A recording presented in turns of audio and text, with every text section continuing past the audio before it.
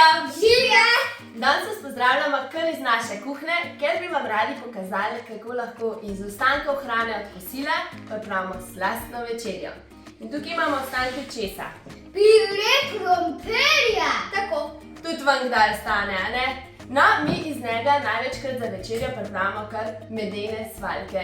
Tako hrana ne konča v smeteh, najboljš pa je, da nam pri pripravi lahko pomagate tudi otroci. Ja, čisto simpel je. Vam pokaževa.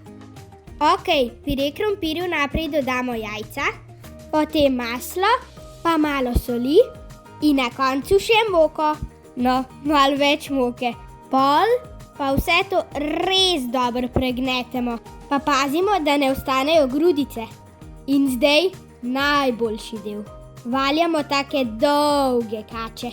Potem jih samo še zrežemo na koščke in damo v vrelo vodo. A ja, pa prej še posolimo. Kuhane svaljke damo na krožnik, prelijemo z medom in če hočete, posujete še s cimetom. To je to. Ful dober.